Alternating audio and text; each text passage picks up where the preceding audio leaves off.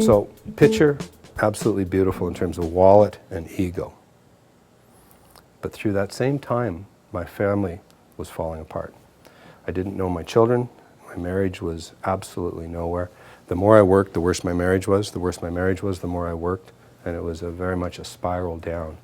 And I know I was clinically depressed, although I didn't recognize it at the time. It's really only looking backwards. The 12 signs of depression, 9 of them were obvious and 3 I'm still in denial on, but there's little doubt that depression and other issues around that were a big part of my life. I was fortunate in a bizarre way. There was a twist of fate. My mother and her mother both died the same day. All of my family smoked, which was part of why I stayed away from my own family as much as I could. We communicated by phone, by letters, but I really didn't want to be around my own family. Christmas, my wife and I would go to the house for a couple hours and then head to Saskatoon because we didn't want to be around. Again, both my parents and both my sisters smoked. But Mom died the week I turned 30. Her mother died the same day, same hospital. Very emotional time for our family. And I remember saying to one of my sisters, what better time than now to quit smoking? She thought I should fuck off, and made all 60 or 70 people in the room aware of that.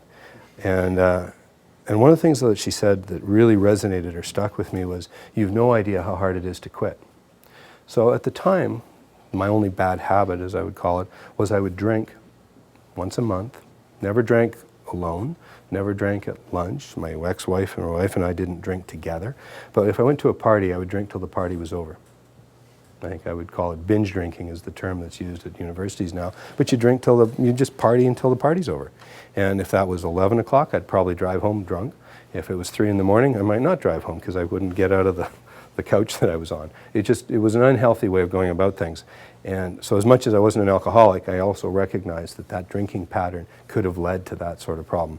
I don't do drugs of any kind. I decided that in high school, first year university, that it wasn't a place I wanted to be. And I'm really fortunate that I had neither drugs or alcohol in my life as I went through depression and some of the other issues as my family and my relationships there started to unwind.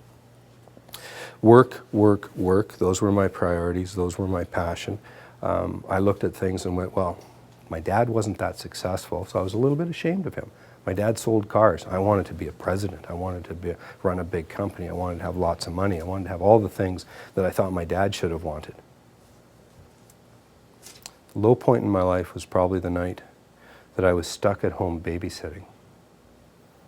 Now that in itself is pathetic, because parents parent, they don't babysit their own children. But in my mind, I was babysitting.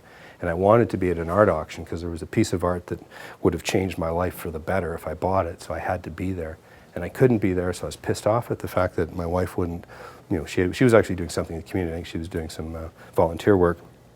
So I had to be home this evening, and 2 of the 3 kids were with me. And I'd made the decision that I would just participate by phone in this auction.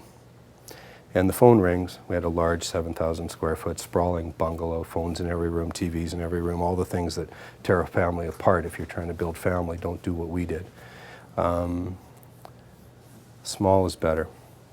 Anyway, the phone rang several times, and I didn't pay much attention to it until I looked at my watch and realized, that piece I was looking for should have come up in the first hour. It's now 8 o'clock. The auction started at 7. So I called the auction house and asked Gail, where are we at with this Lindner? And she said, Brett, I've called 3 times. And some little girl answered each time and said you weren't home. So it's sold, it's gone. I was pissed. And I thought the best thing I could do was make sure that little girl knew that I was pissed. And I remember going up to her room, knocking on the door. She was lying on the bed and she was doing homework. And what might have been only a 30-second, maybe a minute conversation, I was angry and I made her aware of that. And I still remember her looking up at me as she crawled under the bed. She was afraid of me.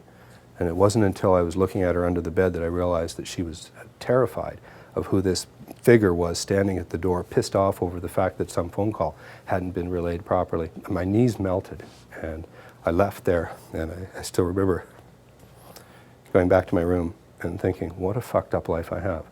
All the wealth, all the recognition. I'd been nominated by the Financial Post as one of the top 10 M&A specialists in the country. I'd made the list of the top 20 deal makers from the Financial Post. I mean, I was getting accolades and recognition and wallet and ego, and I couldn't even have a conversation with one of my children that was civil and functional.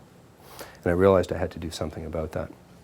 Reached out through a business network that I'm close to, and ultimately ended up in an addiction treatment program looking at what it was that got me where I was at the time.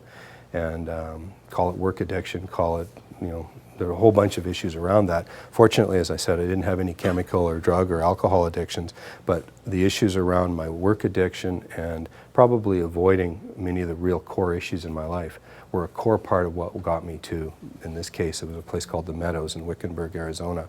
I checked in for a month and ended up leaving after a week with the encouragement of my counselor, because as she put it, we haven't seen someone come in with as much passion as you have, and you're ready to go. Your issue was about priorities. It was very, very simple. You had your priorities all backwards. For me, my top 10 priorities were work, work, deals, work, first energy, my ego, work, work, and first energy, and probably something else related to that. And all I had to do, and it sounds simple, the change wasn't simple, but reorganizing it in my head was reprioritizing. And I started to think a little bit about what I had to do to get my life back in order. Number one priority in my life going forward has been, and always will be, myself. If you don't have your health, your mental, physical, and emotional health, you have nothing to offer anyone else. Absolutely nothing. Number two, family. Might not like them, but they are your family. And if you don't make the effort, I think it's a terrible waste. I'm extraordinarily close to one sister. I'm not close to another sister. There's no animosity whatsoever, but we're not close. And I regret that I don't have a closer relationship there. But I did reach out and start reconnecting with my own children and my family and my father at that time. The relationship with my father's always been great, but I'd let it devolve to the point where he would phone the house every week, sometimes twice a week, but I was never home. So he'd talk to my wife, knew where the kids were, knew how she was doing, and I had no reason to call him back because I was busy. I'd get home, I'd work on emails, and Dad already knew what was going on, so I had no reason to talk to him. So we would chat every 2 or 3 months. Now I don't go more than 48 hours without finding my father somewhere in the world. Just resetting those priorities. So number one, your personal health. Number two, the family. Number three is friends. Friends, in my mind, are the essence of life. That is where you make choices. You can't pick, they say pick your nose, you can pick your family, whatever that joke goes. But friends is the only place where you can really find those who care about you. Unconditional love should come from family, should be offered to family. But the essence of life for me is the friends I choose. And I have enough friends. I like the ones I have, and I'm going to spend a lot more time with them as I go forward. Next is learning. Learning is a lifelong process, and I follow. So that's the next priority after friends, and that's the education you choose. It's what you do. For me, Dragon's Den is learning. The moment I stop learning, I'm out of there. After that, community. And in the way I approach life, if every minute I spend in a community is a minute I'm not spending on learning or friends or family or myself, unless I do it creatively. And that's why, for example, I take groups to Mexico to build homes, because I can accomplish something with every aspect of my priorities when I do things like that. So I've had a lot of fun in the philanthropic world. I spend a lot of time giving money away and inspiring others to give money away. And it's really one of the great prizes in my life is what I've been able to accomplish, not in business, not in Dragon's Den, but it's in what I've done with youth and friends in terms of inspiring them in the world of philanthropy. I often use the phrase now that the philanthropic entrepreneur is just doing what's right, and at the same time doing philanthropy from an entrepreneurial perspective. The entrepreneurial philanthropist also is doing what's right. We have to change some of the models, we have to look at life a little differently, but that opportunity is there.